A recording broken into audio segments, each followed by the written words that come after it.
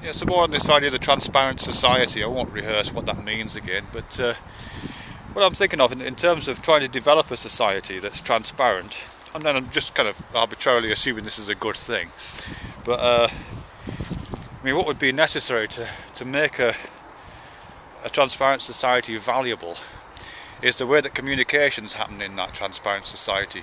Because there's no point us all being transparent to one another if the information that's shared between us is just kind of spat out there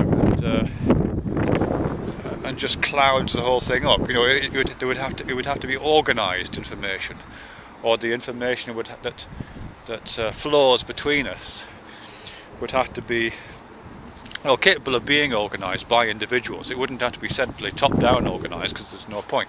It would have to be, there would have to be channels of communication, millions of them, thousands, as many channels of communication as there are dendrites on a neuron, you know, tens of thousands. There'd have to be lots and lots of channels of communication leading out from each of us to lots and lots of other individuals and to lots and lots of other communities more broadly, to make that transparency function as part of an overall interpersonal intelligence system. That's what I think you'd need. And I think to do that you'd have to make sure the channels of communication were kept clean. I guess I was brought to thinking about this because I've had to block a couple of people from my channel recently, which I didn't think I'd ever do actually, because I've never had problems in my channels before until relatively recently, and certainly I never thought about it in these terms until recently.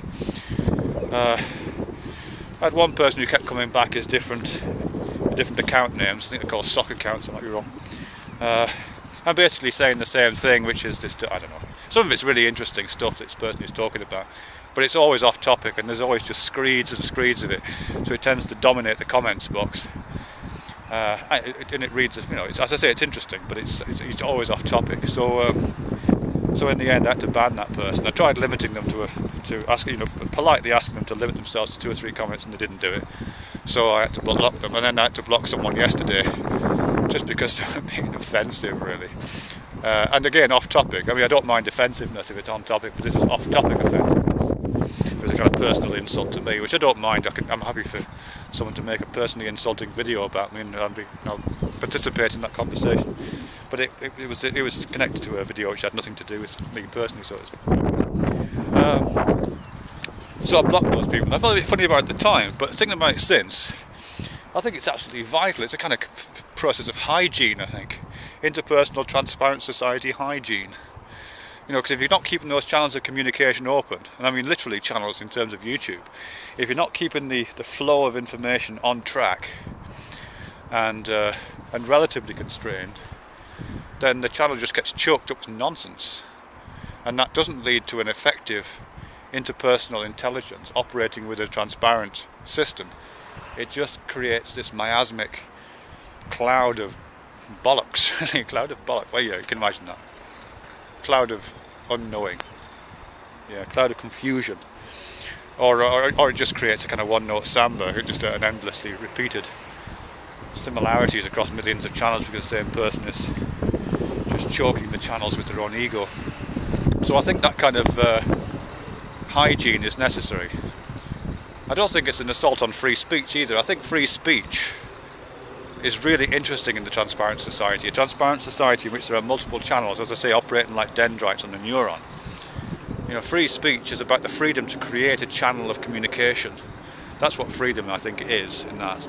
It's not about the freedom to say what you want anytime you want. It's the freedom to open up a channel, it seems to me, and have it listened to and make it available for comment and all those kind of things. And certainly the people I've mentioned just who are blocked, I don't want to single them out because obviously it's other human beings with rights equal to my own. But you know, I'd absolutely support their and argue for their right to operate transparently by opening channels and by making videos and by finding ways to develop their own dendrites. And I would love to participate in those. So yeah, I suppose all I'm saying is that an effectively functioning transparent society designed to create an interpersonal intelligence superior to the highly frail and highly embodied intelligence that human beings have requires a number of features, and one of those features is hygiene. The hygiene to keep the channels of communication clear. We need to operate as plumbers sometimes in our channels and get the crap out of the system.